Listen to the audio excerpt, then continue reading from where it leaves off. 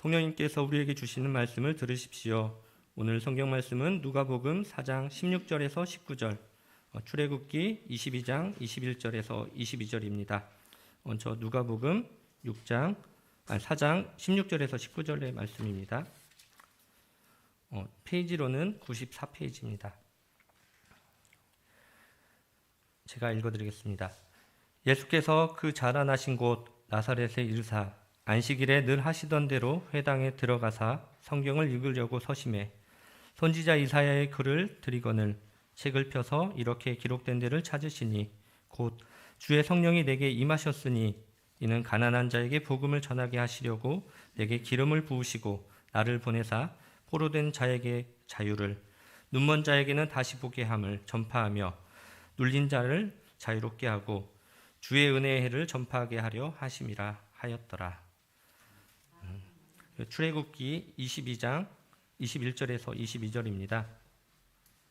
페이지로는 117페이지입니다. 제가 읽어드리겠습니다. 너는 이방 나그네를 압제하지 말며 그들을 학대하지 말라. 너희도 애굽 땅에서 나그네였음이라.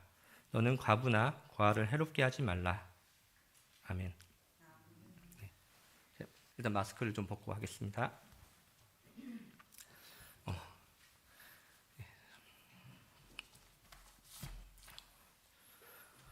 안녕하세요. 저는 지난주 금요일에 목사 안수를 받은 조용원 목사입니다. 원래 이번 주는 절기상으로 추수감사주일이어서 김성희 목사님께서 원래 예배를 이렇게 인도하셔야 되는데 갑작스럽게 코로나의 금요일날 확진이 되셨어요. 그래서 부득이하게 제가 한 주 먼저 땡겨서 이렇게 목사 안수를 받은 그런 설교를 하게 되었습니다. 목사님께서 제 임직식에도 못 오시고 그날 저녁 때는 이제 연휴 100일 그렇게 기념 식사도 같이 했거든요. 근데 그때도 못 오시고 오늘 이렇게 처음으로 제가 이렇게 설교를 하는데 이 자리도 이렇게 오시지 못해가지고 참 마음이 이런 일이 있을 수 있을까 좀 마음이 좀 어렵습니다. 당혹스럽기도 하고요. 그래서 온라인으로 이제 함께 하고 계시니까 보고 계실 거라고 생각하면서 오늘 말씀 전하도록 하겠습니다.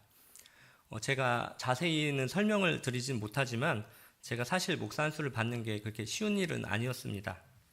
그렇지만 김성희 목사님께서요, 제가 목사 안수를 받을 수 있도록 정말 애써주시고 또 신경 써주셔가지고 제가 어렵게 이렇게 목사 안수를 받게 되었습니다. 그래서 저는 김성희 목사님께 정말 감사한 마음이 큰데요. 제가 참 이렇게 좋은 날에 함께하지 못해서 참 서운한데 목사님도 같은 마음이시더라고요. 그래서 계속 문자 주시고 이거 어떡하냐 이렇게 연락도 주시고 그랬어요. 그렇지만 올해 이렇게 서기로 일하시면서 정말 바쁘게 일하시고 또 다른 맡은 일들도 많으셔가지고 좀 많이 피곤하셨을 텐데 이번 기회에 좀 집에서 쉬시면서 푹 쉬셔서 좀 많이 충전하시고 회복되셔서 교회로 다시 돌아오시길 교우님들께서 한 마음으로 기도해 주시면 감사하겠습니다. 네. 독립문교회는 저에게 참 감사한 교회예요. 제가 이곳에서 사역을 시작한 지 이제 1년이 채 되지 않는데 참 감사한 일들이 많았어요. 이 교회 청년으로 있던 성현주 청년하고 제가 교제를 하고 작년 10월 달에 결혼을 했습니다. 그리고 올 1월부터 제가 독립문교회에 와서 지금 사역을 하고 있는데요. 올해 6월 달에는 제가 목사고시도 합격했고 8월 달에는 저의 소중한 딸인 연우가 또 태어나기도 했습니다. 거기에다가 이번에 이렇게 목사 안수까지 받았는데요. 권사님들이 그래서 저한테 그러세요. 참 전도사님 정말 복 많이 받았다. 독립문교회 와서 복 받았다. 이런 얘기 많이 하시는데 저도 그거 100% 동의를 합니다. 좋은 일들이 계속해서 겹치고 그리고 계속 일어나고 있기에 저는 하나님의 은혜가 차고 넘치는 해가 아닌가라고 스스로 이렇게 생각을 하고 있습니다. 제가 2016년도에 한신대 신학대학원에 이제 입학을 하고 이번에 7년 만에 졸업이 아니죠. 7년 만에 안수를 받게 되었는데요. 제가 33살에 신학을 시작했고 이제 내년이면 이제 40살이 됩니다. 보통 이렇게 남성들의 경우에 대학교 때부터 이제 학부 때부터 신학을 하게 되면은 빠르면 20대 후반, 늦어도 30대 초반이면 목사 안수를 받아요. 그래서 근데 저는 신학과는 무관하게 한 30년 넘게 살았고 또 남들보다 조금 늦게 시작한 길이어서 어찌 보면 좀 불안함과 그런 걱정이 좀 많이 있었던 것 같아요. 어떤 분들은 그런 얘기 하시거든요. 하나님의 진짜 부르심을 받고 음성을 받고 난 신학을 시작했다. 이런 분들도 계시거든요. 근데 저는 그런 음성을 들었지도 못했고 그런 뜨거운 사명감과 그런 손명의식을 가지고 처음에 신학을 시작하지는 않았습니다. 그러나 제가 걸어온 길을 돌아보니까요. 하나님께서는 빠르지도 않고 늦지도 않게 가장 적절한 시기와 그런 시간을 저에게 허락하시고 그 시간을 저를 들어 쓰셨다고 저는 고백을 합니다. 오늘 설교를 뭘 할까 참 고민하다가요. 많은 분들이 저를 궁금해하시진 않겠지만 제가 어떻게 신학의 길로 들어서게 됐는지 그냥 간증처럼 이야기를 한번 들려드리려고 합니다. 저는 원래 뭐 독서하는 거, 뭐 철학, 뭐 역사 이런 거 좋아하는 사람이어서 원래 설교가 좀 딱딱하고 재미가 없어요. 그래서 또 저는 이렇게 뭐 제 이야기를 하거나 간증하는 것들이 좀 아직은 이렇게 좀 어색하고 부끄럽고 좀 그렇습니다. 그렇지만 아마 처음이자 마지막으로 저의 신앙 이야기를 오늘 한번 해보려고 합니다. 저의 신앙에 있어서 많은 분들 그리고 많은 영향들이 있었지만 가장 큰 거는 두 가지가 있어요. 첫 번째로 저의 신앙의 팔알은 저희 어머니세요. 어머니께서는 어렸을 때부터 어떻게 교회 열심히 다니시고 믿음 있는 자와 결혼을 해야 된다고 해서 교회를 다니시던 저희 아버지와 결혼하셨습니다. 그래서 저는 모태신앙이고요. 제가 스스로 인지를 하기 전부터 저는 교회에서 살았던 것 같아요. 연우처럼 교회 와서 주일이면 있었고요. 시골에서 자랐기에 교회는 그냥 저의 놀이터였어요. 놀 곳이 없었거든요. 자연스럽게 교회를 다니면서 믿음도 생기고 또 신앙생활을 했던 것 같습니다. 시골 그런 전북 진안이라는 곳이 제 고향인데 정말 깡촌이에요. 어떻게 보면 강원도 산골 같은 곳인데 이제 그곳에서 살다가 고등학교 때 이제 전주로 나오게 되는데요. 당시 저희 모교회 담임 목사님이셨던 그 임남수 목사님 밑에서 신앙생활도 어떻게 보면 나름 열심히 했기에 남들에게는 그런 봉사하는 삶을 살고 싶었습니다. 그래서 고등학교 때 저에게는 두 가지 장래 희망이 있었는데 그중 한 가지가 선교사였어요. 근데 저희 부모님께서는 그 당시에 그걸 엄청 반대하셨거든요. 어린 나이에는 그게 이해가 안 됐어요. 부모님 두 분 다 교회를 정말 열심히 다니시고 헌신하시고 하는 분인데 왜 아들이 좀 그런 일을 한다고 하는데 왜 방해를 하시고 막으실까? 근데 지금 생각해 보면 이해가 되거든요. 이게 이 길 가는 게 참 먹고 살기도 힘들고 남들처럼 그냥 평범하게 살면 그냥 직장 다니고 하는 게 좀 부모님들 봤을 때는 더 좋다는 생각을 하셔서 그랬던 것 같은데요. 그때는 아마 제가 잘 이해를 못했던 것 같아요. 원망도 많이 했었고요. 그래서 그 이후로는 그 꿈을 접었습니다. 접고 그냥 교회도 그냥저냥 다녔던 것 같아요. 그렇지만 이제 교회 다녔지만 대한민국의 많은 청년들이 그래 하잖아요. 미래가 불확실하고 걱정되고 그러니까 그냥 이전에 뭐 그런 것들 때문에 좀 잘 안 다녔던 것 같습니다. 열정적으로 신앙생활을 못했던 저에게 어느 순간 그 한 가지 사건이 일어나게 되는데요. 저에게는 유치원 때부터 한 친구가 있었습니다. 그 여자애였는데 어렸을 때부터 유치원 때부터 뭐 초등학교도 같이 다녔고 그렇기 때문에 엄청 친했어요. 부모님들끼리도 잘 알던 그런 친구였는데 놀러도 같이 다니고 뭐 태권도 학원도 같이 다니고 이랬어요. 근데 저는 중학교에 가면서 그냥 평범하게 그냥 공부의 길을 가고 학생이 되었고 그 친구는 엘리트 체육인의 길로 갔어요. 태권도를 계속 했는데요. 비록 학교는 달랐지만 계속 연락을 하고 지냈고 그러다 보니까 저희들도 성인이 되었더라고요. 모든 엘리트 체육인들의 꿈은 다 똑같죠. 태권도 하는 사람들도 마찬가지인데요. 올림픽에 국가대표로 나가서 금메달을 따는 게 그 사람들의 꿈입니다. 제 친구도 되게 재능이 있어가지고요. 대회 나가면 항상 뭐 4강도 올라가고 결승전에 이제 올라가는데 한국 그 체육계의 좀 가장 큰 문제가 뭐 지연, 학연 이런 걸로 인해서 되게 부정부패가 좀 많습니다. 그래서 거기서 우승을 해야 국가대표 선발이 되고 선발전도 나가고 그러는데 항상 그 자리에서 미끄러지고 안 되더라고요.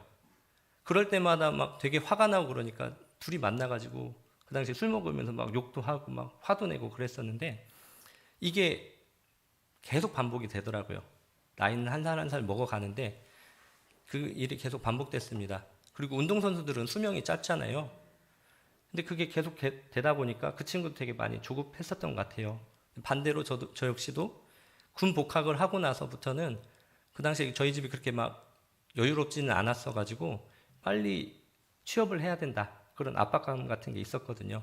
근데 친구 만나면은 답답하게 제가 해줄 것도 없고 그런 신세한산 듣기에는 또 저도 막 이렇게 조급한 마음이 있으니까 조금씩 친구를 멀리 했었던 것 같아요.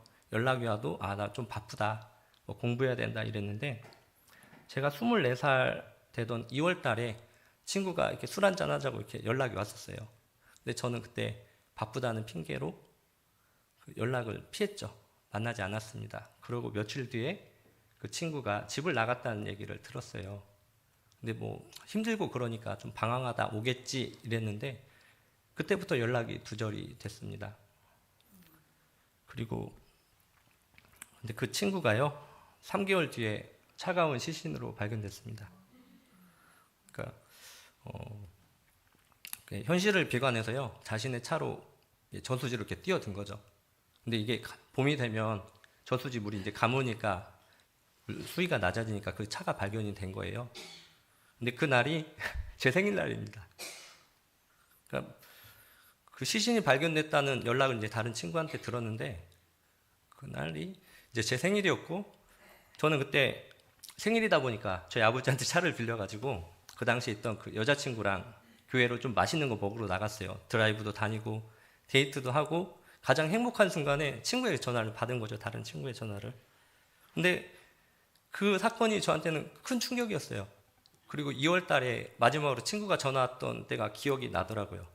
내가 만약에 그때 그 친구의 전화를 받았으면 이런 일이 일어나지 않았을 텐데. 그래서 저는 그 자리에서 엉엉 울었던 것 같아요.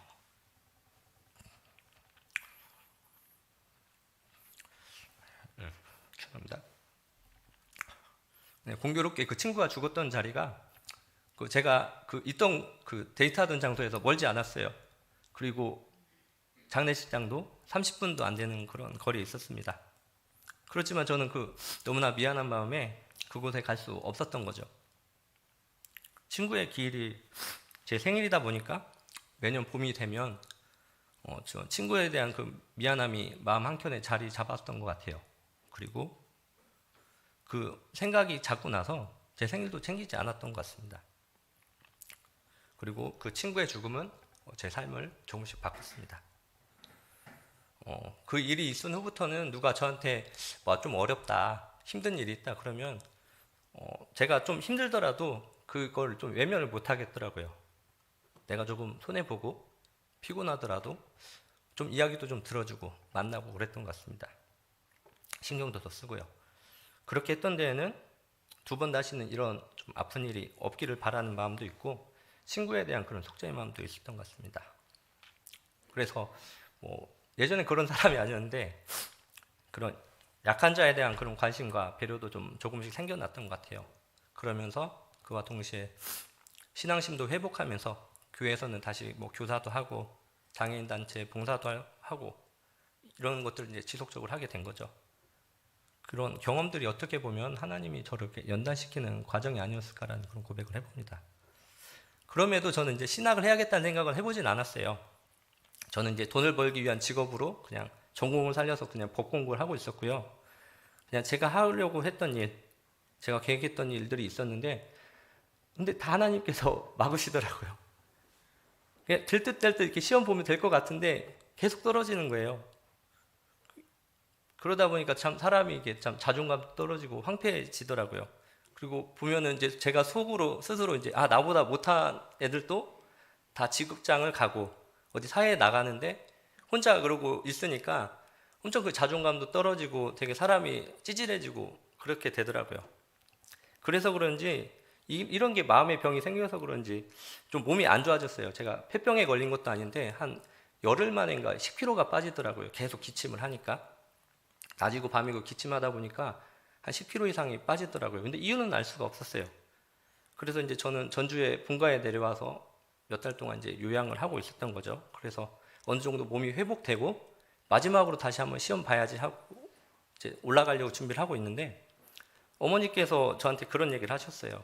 한번 신학해보는 게 어떠냐 그렇게 권유를 해주셨는데 저는 그 당시 이제 막 자존감도 많이 떨어지고 좀 못난 상태여가지고 아 내가 이렇게 시험도 계속 안 되고 그러니까 그래서 엄마가 신학을 하라고 그러는구나 그런 생각이 드니까 스스로에게도 좀 화도 나고 창피하기도 하고 참 여러 마음들이 들었던 것 같습니다. 그래서 제가 어머니께 그랬거든요. 내가 하고 싶다고 할 때는 못하게 하더니 뭐 이제 와서 하라고 그러냐. 나 절대 안 한다. 그렇게 크게 막 소리쳤던 것 같아요. 그리고 이제 며칠이 지났는데 저희 여동생이 저한테 이제 할 말이 있다고 찾아오더라고요. 그래서 저한테 그 한신대 신학과 대학원 말고 신학과 그 편입 합격 증서를 보여주는 거예요. 알고 보니까 저 몰래 어머니랑 동생이 그 신학과 그 3학년에 그 편입하는 그런 과정이 있었는데 그 편입 신청을 했는데 그게 덜컥 서류 합격이 된 거예요. 근데 저는 제가 그런 거 낸 적이 없거든요. 근데 알고 보니까 저를 이제 신학교에 보내려고 그 준비를 이렇게 좀 도움을 주신 분들이 계셨어요. 저희 사촌 누나가 이제 그 성적 증명서 같은 게 필요하잖아요. 이제 대학교에 가려고 그러면은 고등학교 성적 증명서가 필요한데 저희 사촌 누나가 교육청에 다니고 있는데 그걸 몰래 떼다 준 거고 대학교에 이제 졸업 증명서는 제 동생이 몰래 떼오고 그리고 이제 신대원에 이제 신학과에 가려고 그러면 담임 목사님의 추천서가 필요한데 그것도 모교회 담임 목사님 몰래 써주신 거예요. 그래서 동생이 저한테 차분하게 그렇게 얘기를 하더라고요. 정말 많은 분들이 이렇게 오빠를 위해서 노력을 해주고 수고를 해주셨는데 그냥 면접만 한번 보고 오면 안 되냐? 근데 저는 그 자리에서 단박에 거절을 했습니다. 안 해. 내가 왜? 이러면서 안 했는데요. 그 말을 하면서도 저도 모르게 안에서 알 수 없는 그런 불편함과 그냥 거리낌이 올라왔던 것 같아요. 아무래도 저를 애써주시고 수고해주신 분들의 그런 수고를 모른 척하기가 좀 어려웠던 것 같아요. 그리고 그 일이 있은 직후에 저희 가족들이 한 번씩 지리산에 그 기도하러 갔었는데 어떻게 하다 보니까 또 시간이 맞아서 지리산에 가서 기도를 같이 하게 됐어요. 그때 마음이 복잡했던 저는 이제 하나님께 기도를 드렸고 그때 하나님께서 저의 마음을 좀 이렇게 풀어주셨어요. 그래서 그냥 꼭 가야겠다는 것도 아니고 그냥 가족들 생각해서 한 면접만 그냥 보고 오자. 그냥 그러고 갔습니다. 정말 아무 준비도 없이 그냥 털레털레 가가지고 그냥 눈도장만 찍고 왔는데 그게 또 합격이 됐어요. 근데 그때는 좀 너무 허무하더라고요. 내가 막 되게 열심히 하고 내가 수고를 했던 거는 안 되는데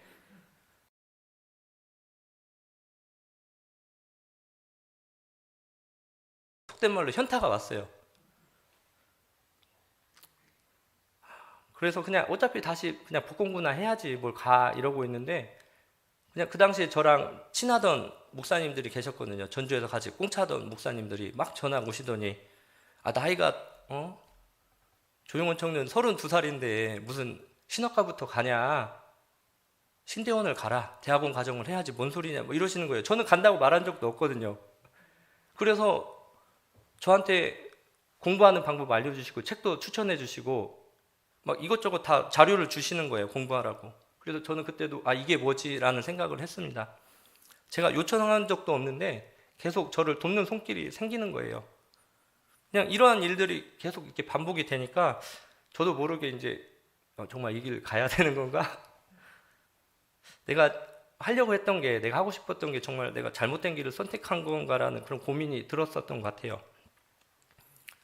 그래서 저는 신학대학원 그 필기시험이 한 달도 남지 않은 상태에서 그때 공부를 시작하게 되었습니다. 근데 저는 합격할 거라고 생각을 안 했거든요. 왜 그러냐면 전주에서 같이 저랑 공을 차시던 목사님들이 신학대학원 입학을 할 때 보통 한두 번 떨어지시고 많이 떨어지시면 5번까지 떨어지신 분도 봤거든요. 그래서 합격 기대는 하지도 않았습니다. 그래서 시험을 보러 가는 날에도 저희 어머니께 제가 했던 말이 있는데 아직도 그게 생각이 나거든요. 엄마 내가 참 시험에 많이 떨어졌잖아. 이번 시험도 안 될 것 같아. 네, 근데 공부는 즐겁긴 하긴 했는데 좀 시간이 너무 짧았어. 근데 떨어져도 이번에는 실망하진 않을 것 같아. 이거 떨어져도 그냥 법공부하면서 내년에 한번 시험 또 볼게. 그냥 그렇게 웃으면서 그냥 가벼운 마음으로 갔거든요. 근데 여기서도 필기시험이 합격을 한 거예요. 그때도 저는 정말 황당했습니다. 왜냐하면 제가 진짜 노력했던 것들은 안 됐는데 되게 짧게 공부하고 이거 안 되겠지 했던 거는 된 거예요. 이게 왜 이렇게 쉽게 되지? 진짜 이게 내 길인가? 막 주님께서 이거 저한테 예비해 주시니까 이게 혼돈이 오더라고요. 근데 그건 저의 착각이었어요. 제가 대학원 입학하고 나서 좀 알고 나서 보니까 예전에 비해서 신학을 하려는 사람이 없어서 경쟁률이 많이 떨어졌던 거예요. 그래서 저는 제가 뭐 다른 사람들이 몇 점 맞았는지는 모르는데 아마 제가 필기시험 거의 꼴등으로 돌아왔다고 저는 생각을 하거든요. 왜 그러냐면 제가 풀어봤으니까 알잖아요. 많이 못 썼던 것 같은데 합격을 했으니까. 이제 그러고 나서 이제 면접이 남은 상태였는데요. 그때 때마침에 제가 또 그때 공기업에서 이제 법무 담당 그쪽 관련된 게 어떻게 면접이 생겼어요. 기회가 생겼었는데 어떻게 보면 계속 어렵게 온 기회였기에 좀 신대원 가지 말고 막 그쪽으로 가야 되나 막 그런 고민을 많이 되더라고요. 솔직히 그 당시에 비공개 채용 이런 거여가지고 그냥 면접 같은 건 보면 좀 아무래도 다른 것보다는 좀 쉽다라는 그런 생각을 했었는데 만약에 이걸 합격을 하면은 안 갈 것 같은 생각이 들더라고요. 신학을 안 할 것 같은 생각이 들어서 그때는 제가 무슨 마음인지 모르겠는데 안 갔어요. 그래서 주변 사람들이 그래도 그쪽 가는 게 낫다고 이렇게 친구들이랑 얘기해주고 했는데도 그냥 안 갔습니다. 그리고 제가 2016년도에 신학대학원에 입학을 하게 됐는데요. 제가 신학대학원 한 2년 다니고 나서 알게 됐는데 2013년도인가부터 그때부터 모교회인 저희 갈보리교회 권사님들, 뭐 집사님들 한 5분이 제가 신학을 하게 해달라고 기도를 하셨대요. 근데 저는 2013년도면 제가 노량진에서 복공부하고 있을 때고 이런 얘기들 하나 없었을 때거든요. 그러니까 이런 얘기들을 듣고 알고 나니까 제가 이 길을 하나님께서 저한테 예비해 놓으셨고 그게 맞는 거구나 그런 생각을 하게 됐습니다. 그래서 저는 열심히 할 수밖에 없었고요. 저는 신대원 3년 다니는 동안 하루에 4시간도 안 잤어요. 평균 4시간도 안 자고 정말 열심히 했습니다. 같이 그 고시 공부한 친구들이 저 보면서 네가 그렇게 전에 공부했으면 뭐라도 됐을 텐데 왜 나이 먹어서 이렇게 열심히 하냐 그런 얘기 할 정도로 정말 진지하고 치열하게 살았습니다.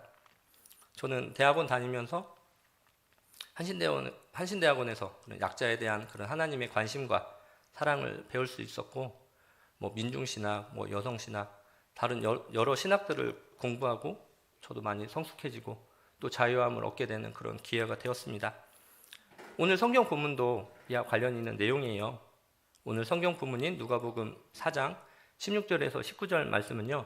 일명 예수님의 취임 설교라는 부분입니다.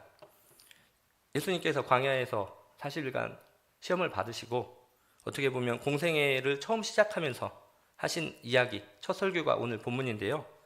저 역시도 예수님을 따르기로 서약하고 목사가 된 사람이기에 예수님의 첫 설교는 저에게 큰 의미가 있습니다. 어떤 이야기를 하셨는지 제가 한번 읽어드리도록 하겠습니다. 예수께서 그 자라나신 곳 나사렛에 이르사 안식일에 늘 하시던 대로 회당에 들어가사 성경을 읽으려고 서심해 선지자 이사야의 글을 들이거늘 책을 펴서 이렇게 기록된 데를 찾으시니 곧 주의 성령이 내게 임하셨으니 이는 가난한 자에게 복음을 전하게 하시려고 내게 기름을 부으시고 나를 보내사 포로된 자에게 자유를 눈먼 자에게 다시 보게 함을 전파하며 눌린 자를 자유롭게 하고 주의 은혜를 전파하게 하려 하심이라 하였더라. 신약의 예수님께서 처음 설교한 내용이 바로 사회적 약자에 대한 관심이었습니다. 이와 관련해서 제가 상세하게 주석도 해드리고 또 나누고 싶은 이야기들도 많지만요. 오늘은 학문적인 내용들은 배제하고 그냥 가볍게 이야기를 나누려고 합니다. 보통 글의 주제를 찾으려고 하면요. 맨 앞부분이나 뒷부분에 나오는 경우들이 많아요. 그래서 우리가 예수님께서 맨 처음에 하신 설교 그리고 맨 마지막 즉 십자가에서 달리시기 직전에 인간들에게 주신 메시지 어떻게 보면 그게 유언이라고 할 수 있는데 그런 것들을 우리는 더욱더 주목해서 볼 필요가 있습니다. 예수님의 마지막 설교 역시 사회적 약자들에 대한 이야기를 그리고 당부를 하신 말씀이거든요. 이와 관련해서는 제가 이번 수요 예배 때 제가 준비하고 있으니까요. 관심 있으신 분들은 오셔서 같이 들어주셨으면 좋겠습니다. 그리고 구약을 관통하는 가장 큰 주제도 애굽의 압제에서 히브리 백성들을 풀어주심, 즉 해방인데요. 출애굽기 22장 21절에서 22절 말씀을 보면 보통 약자 보호법이라고 하는데 그 부분도 제가 한번 읽어드리도록 하겠습니다. 너희 이방인 나그네를 압제하지 말고 너는 이방인 나그네를 압제하지 말며 그들을 학대하지 말라. 너희도 애굽 땅에서 나그네였음이니라. 너는 과부나 고아를 해롭게 하지 말라. 하나님께서 저에게 주신 이 말씀들로 인해서 저는 지금 이 자리에 설 수 있다고 고백을 합니다. 저는 신대원 입학한 이후에 운이 좋게도 현장에 나가서요, 사회에서 소외된 자들과 연대할 수 있는 그런 기회들을 많이 얻었어요. 경험할 수 있었습니다. 저는 신학하기 전에는 운동권과는 전혀 무관한 사람이었고요. 겁도 많고 누군가 이렇게 앞에 나서서 이야기하는 것도 좋아하지도 않습니다. 부담스러운 사람이었고요. 아직도 솔직히 이런 게 좀 두렵기도 합니다. 신학을 하기 전에 저도 제 나름대로 인생 계획을 세울 때 있었거든요. 법원 공무원 해서 경매 같은 걸로 재테크도 하고 이제 은퇴한 뒤에는 집행관을 해가지고 제가 그걸로 노후도 준비해야겠다. 제 나름대로 이렇게 인생 플랜을 세웠던 사람입니다. 근데 아이러니하게도 제가 신대원에서 그 학생회를 하면서요, 제가 강제 집행 현장에서 그 집행관하고 그 용역 깡패들이 그걸 철거하러 오는 걸 막으로 나갔어요. 그런 경험들을 하면서 제가 원래 가려고 했던 그 정반대의 위치, 제가 신학을 하지 않았으면은 결코 이해하지 못했을 그런 경험들을 하게 됩니다. 참 아이러니한 일이죠. 저는 진짜 공부와 현장 참여를 하면서 후회 없이, 그리고 제 영혼을 갈아 넣은 것처럼 열심히 신학대학원 3년을 다녔어요.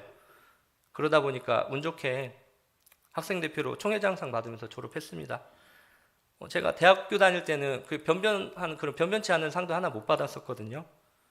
근데 정말 하나님께서는 제 삶을 드라마틱하게 바꾸시더라고요. 저는 그 이후로도 계속 세월호나 예멘 난민 관련된 거, 강제집행 반대 운동하는 것, 전장현, 성폭력 반대, LGBT, 강남역에서 있었던 김용희 노동자 기도회도 했고요. 미얀마 그 인권운동할 때는 사회도 보고 그런 일에 참여도 하고 또 연대하면서 지금까지 이렇게 살고 있습니다. 이전에 제가 사역하던 교회에 그런 예언의 은사가 계신 권사님이 계세요. 그분이 저를 정말 아들처럼 아껴주시고 지금도 사랑해주시고 기도도 많이 해주시는데 어느 날 저를 위해서 기도를 하시다가 환상을 보셨다고 이렇게 얘기를 해주셨어요. 그 전에 교회에 있을 때. 근데 그분은 누군가를 위해서 기도하면은 환상 중에 그 기도의 그 대상자가 식물로 보이신대요. 그래서 저는 그때 막 홍삼 사업 준비할 때니까 제가 인삼이나 홍삼 이런 걸로 보이냐고 물어봤더니 그분이 웃으시면서 그러시더라고요.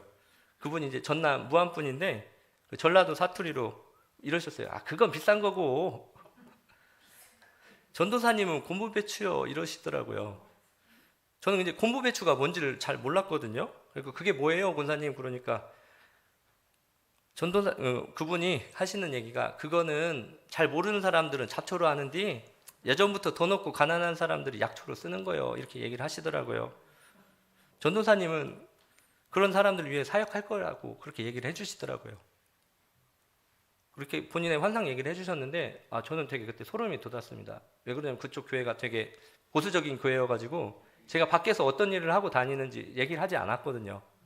얘기하지 않고 그냥 조용히 있었는데 제가 가려고 하는 길이 맞는지 확신도 없고 처음 하는 거니까 어려울 때 권사님의 그런 환상을 저에게 들려주시니까 저에겐 참 힘도 되고 내가 가려는 길을 하나님께서 이렇게 열어주셨구나 하는 그런 생각을 했던 것 같습니다.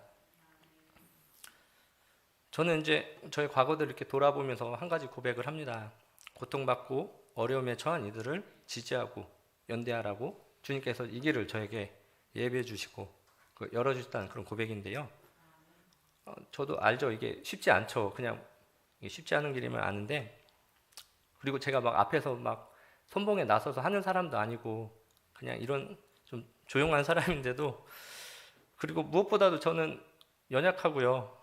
그리고 제가 마음이 이렇게 변치 않고 이게 얼마큼 지속될지도 저도 잘 모르겠어요. 장담 못하겠지만 저는 그럼에도 그냥 로마서 12장 15절의 말씀처럼 살려고 노력하려고 합니다. 즐거워하는 자들과 함께 즐거워하고 오는 자들과 함께 울라. 마지막으로 제가 좋아하는 그런 맹구 부목이라는 그 사자성어를 소개하면서 오늘 말씀을 마무리하려고 하는데요. 이 맹구 부목은 이제 법화경이라는 그 불경에 나오는 구절이에요. 그 되게 크고 되게 깊은 바다에 눈먼 거북이 한 마리가 있어요. 근데 그 거북이가 100년에 한 번씩 숨을 쉬려고 물 위로 올라오는데 이게 숨을 쉬려고 하면은 그 바다 위에 나무가 이렇게 떠다니거든요. 그 나무에 난 구멍에 목을 쏙 집어 넣었을 때 그때 숨을 쉰다고 합니다. 근데 그것을 만나지 못하면 다시 100년을 기다렸다가 다시 올라야 된다고 하더라고요. 이게 눈도 안 보이는 그런 거북이가 망망대해에서 진짜 100년 만에 이렇게 올라왔는데 그 위에 딱 목 위에 나무 통이 있고 구멍이 뚫려 있는 그 구멍 속으로 머리를 쏙 넣을 만한 확률이 얼마나 될까요? 정말 이거는 극악의 확률이죠. 거의 0에 수렴하고 안 되는 거죠. 로또도 비교가 안 됩니다. 근데 불교에서는 그게 부처님을 만난 만한 그런 인연이 그렇게 어렵다는 그런 얘기를 한다고 하더라고요. 그냥 기독교식으로 표현을 하면은 낙타가 바늘구멍에 들어가는 것처럼 되게 불가능한 일을 말하는 겁니다. 제가 독립문교회와 이렇게 성도님들과 만난 것도 맹구 부목과 같은 그런 인연이라고 생각을 합니다. 하나님께서 저를 독립문교회에 보내시고 교우님들과 함께 할 수 있도록 예정해 놓으셨고 그것이 바로 하나님의 섭리고 은총이라고 저는 고백을 합니다. 저는 이게 주일에 이렇게 교회 오는 게 참 좋아요. 제 주변 그 동료들 중에는요, 그냥 의무감으로 교회에서 일한다는 교역자들도 있어요. 그렇게 얘기를 합니다. 심지어 어떤 분들은 교회에서 상처를 받고 지금 사역을 그만둔 분들도 있어요. 근데 감사하게도 저는 독립문교회에서 많은 사랑을 받고 있습니다. 제가 독립문교회에서 보면 주일 예배를 이렇게 시작하기 전에 한 3시간 전부터 오시는 분들이 계세요. 3시간 전부터 나오셔서 예배당에 오셔서 기도하시고 이야기도 하시고 그런 권사님들이 계시는데 부끄럽게도 제가 그분들보다 늦게 출근을 해요. 이전에는 제가 이렇게 교회에 와가지고 내려와가지고 인사를 드리면은 제 손을 이렇게 꼭 잡아주셨는데 요즘에는 안아주세요. 할머니들이 저를 이렇게 꼭 안아주십니다. 되게 반갑게 받아주세요. 그리고 전도사고 부교육자에 불과한 저를 이렇게 따뜻하게 대해주시니까 저는 그냥 감사할 따름이죠. 저는 운이 좋은 사람이라고 생각을 하거든요. 그래서 이렇게 맹구 부목에 나오는 그런 확률을 뚫고 좋은 교회, 좋은 목사님, 그리고 좋은 교님들과 만났고 지금도 만나면서 이렇게 사역을 하고 있습니다. 제가 받은 사랑을 더 나누면서 살고 싶어요. 혹시나 어려움에 처하신 분들이 있다면 낮은 자세로 돕고 살아가는 그런 목사가 되고 싶습니다. 긴 이야기 들어주셔서 감사하고요. 그럼 잠시 기도하겠습니다. 즐거워하는 자들과 함께 즐거워하고 오는 자들과 함께 오라고 하신 주님, 부족한 종의 간증의 시간을 허락하여 주심을 감사합니다.